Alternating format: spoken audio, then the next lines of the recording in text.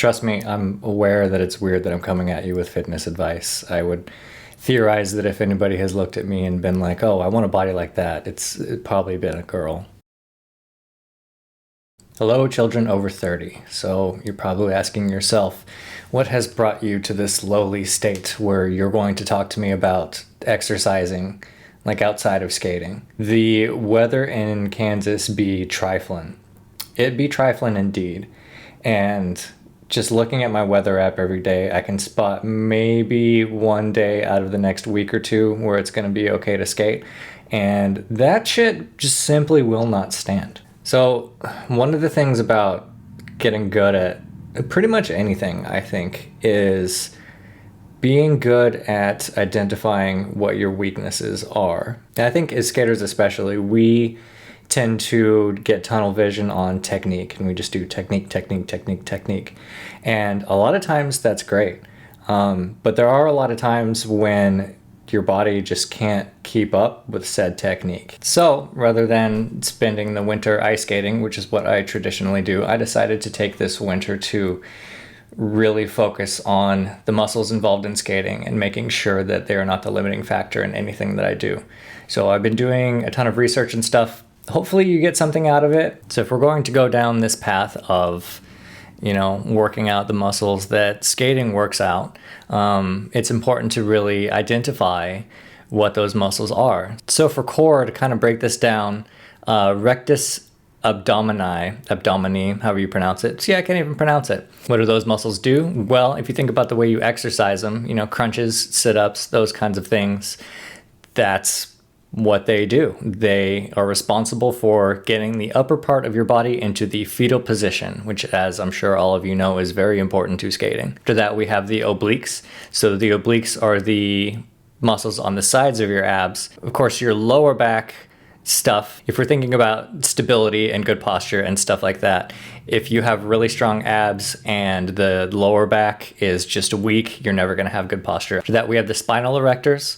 Again, super important to posture. Your rhomboids are the muscles between your shoulder blades. Again, we're thinking about good posture, keeping your shoulders back, not being hunched over and looking weird. Your rhomboids are going to do that. And then we have a little bit of lats. So your lats are, if you look at Bruce Lee, his torso when he flexes, and he kind of looks like a stingray.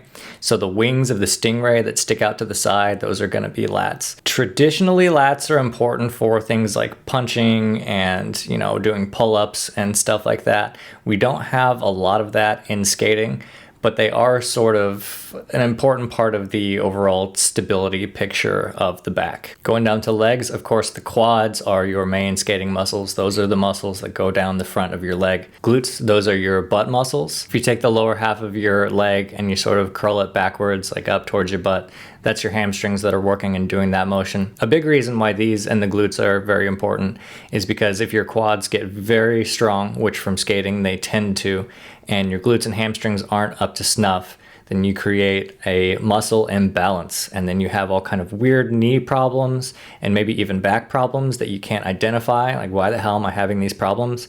And it's because one side of your leg is just being pulled way harder than the other side of your leg. Of course, calves are responsible for getting you up on the ball of your foot. That's a thing that we do. Adductors are huge. So adductors are stabilizer muscles that are responsible for bringing your leg inward and upward.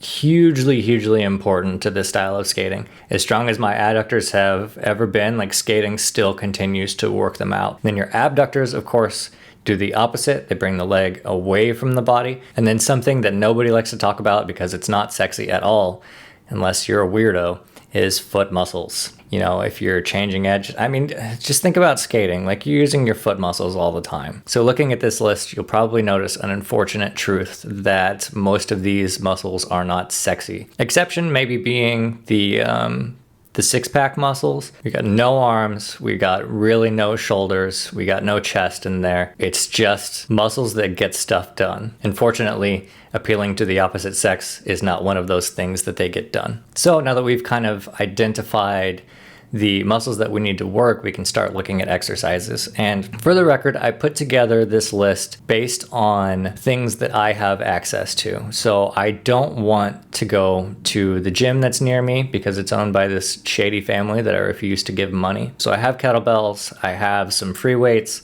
I have some resistance bands, and that's really enough to make it through this list. So core and back exercises. Kettlebell swings are one of the best exercises that I have stumbled on in years. I absolutely love these things. It's not listed here, but an additional benefit to them is cardio. Like if you go and do 50 heavy kettlebell swings, like you will be out of breath. And cardio is one of those things that's also very important to what we do that was not listed previously.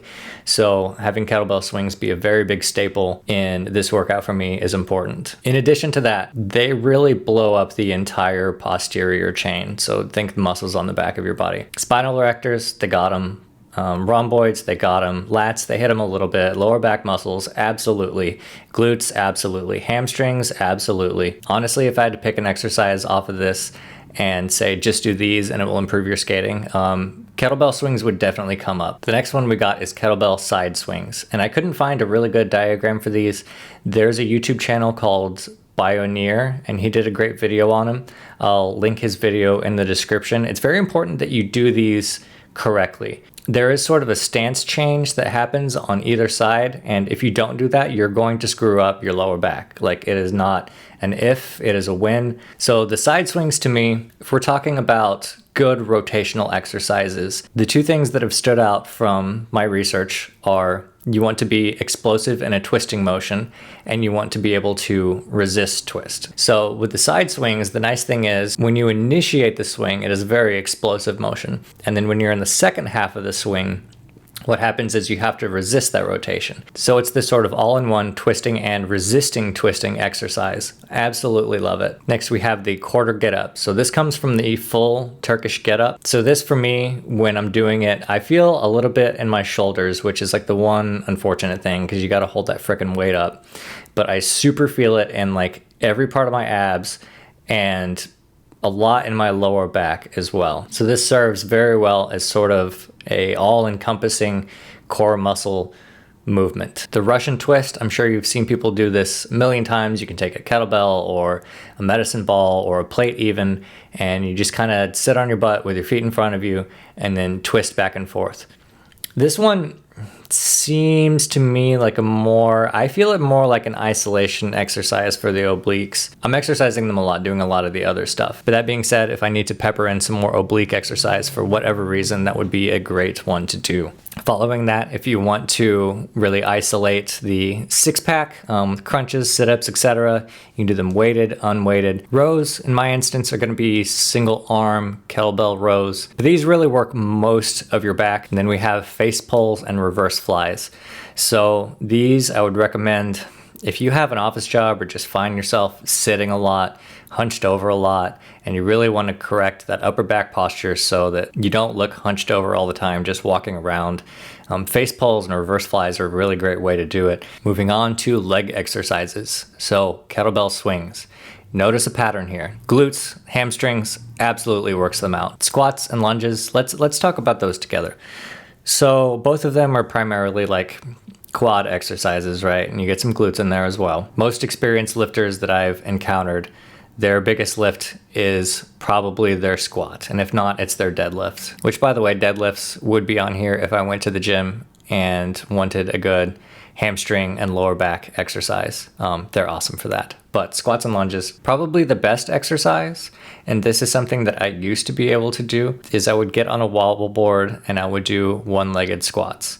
And it was just amazing because you're working all of the stabilizer muscles in your feet and in your legs and in your hips. And in addition to that, you're getting a very deep squat. If you were like me in my current state and unable to do these, step back lunges are, I feel like, the way to go. You do feel it a lot more in your stabilizer muscles. So if your adductors or abductors are a little bit weak, you will feel them doing lunges.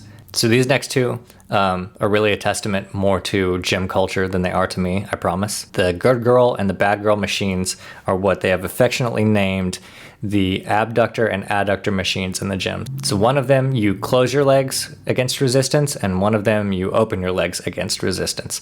I will let you guess which one is which. You can do approximations of these with bands fairly easily. Leg curls can be done with bands. Amazing hamstring exercise. Calf raises, pretty self-explanatory. You just go up on the balls of your feet. You can do them one-footed if you would like to incorporate some balance and stabilizer muscles into the equation. And wobble board stuff. So you can get one of these cheap wobble boards off Amazon. I would not put it on a carpeted floor. It will slide out and you will probably hurt yourself, but amazing for foot muscle development. So knowing that, how do we put this into practice? So for me, what I've decided is the target rep range is going to be around 30, because based on research that I've conducted, once you get to around 30 reps, something interesting happens where you start to convert fast twitch muscle fibers into slow twitch muscle fibers. You start increasing what people refer to as working capacity. That to me is skating. If we're going to take an athlete and make them into a skater, and I have a choice between a marathon runner or a power lifter, I'm going to take that marathon runner every single time. So the overall goal, I think, would be to start with something that exists in maybe like the 10 rep range and work it up until we can do it 30 times. That's increasing your working capacity. That's really getting those slow twitch fibers to where they need to be. A couple exceptions to this, the kettlebell swings.